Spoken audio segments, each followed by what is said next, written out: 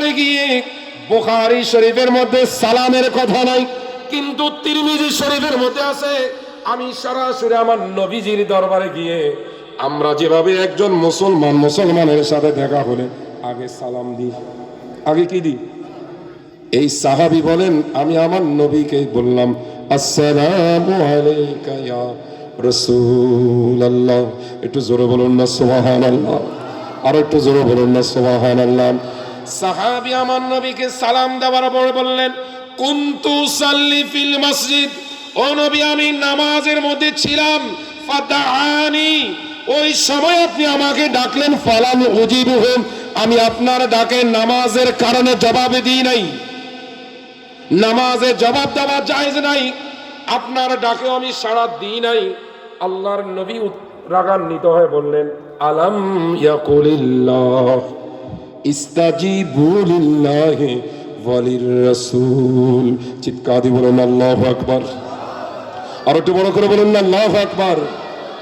আল্লাহর নবী বললেন হে আবু সাঈদ ইবনুল মুআল্লাক, আল্লাহ কি সূরা আনফালে বলে নাই ইয়া আইয়ুহাল্লাযীনা আমানু, হে আমার ঈমানদারেরা, ইস্তাজিবু লিল্লাহি ওয়ালির রাসূল ইযা দাআকুম, আমি আল্লাহ আর আমার রাসূল যখন তোমাদেরকে কোন কাজের জন্য, যে কোনো লক্ষ্যে, যে কোনো উদ্দেশ্যে আমি আল্লাহ এবং আমার রাসূল যখন ডাক দিবে, ঈমানদারেরা সাথে সাথে ডাকে সাড়া দাও।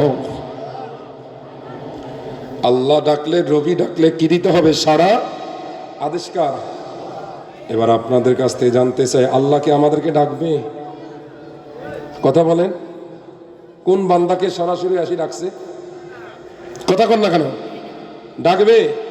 এই জন্য তাফসীরের মধ্যে আছে ফাইন্না দাওয়াতার রব্বে দাওয়াতুর রাসূল। তাফসীরটা খুলে দেখেন যে আল্লাহ বলছে আমার ডাকে, আমার নবীর ডাকে তোমরা সাড়া দাও, উত্তর দাও। তো আল্লাহ আপনি কখন ডাকবেন? তাফসীরের মধ্যে আছে না, আমার নবী যখন ডাকবে, নবীর ডাকটাই মূলত আল্লাহর ডাক, নবীর ডাকাটাই হলো মূলত কার ডাক? তো নবীর ডাকে সাড়া দিতে হবে, আল্লাহ বলছেন। তো নবী সাহাবী বলছেন তুমি কি জানো না আল্লাহ কোরআনে বলছে যে আল্লাহ এবং রাসূল যখন ডাকবে তোমরা ডাকে কি দাও?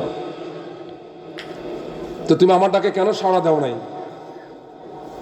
আমার ডাকে কেন সাড়া দাও নাই? রাসূল আমি তো নামাজে ছিলাম। নামাজে ছিল, আল্লাহ বলছেন আমি রাসূল যখনই ডাকবো, কি নামাজে কি নামাজের বাহিরে কোন অবস্থায় আছো সেটা নয়, আমি রাসূল ডাকলেই তুমি আমার ডাকে সাড়া দিতেই হবে। যেমন মাদ্রাসা মাস্টার্সে পড়ানো হয় শরহে মাআনিল আসার, ফিকার কিতাব।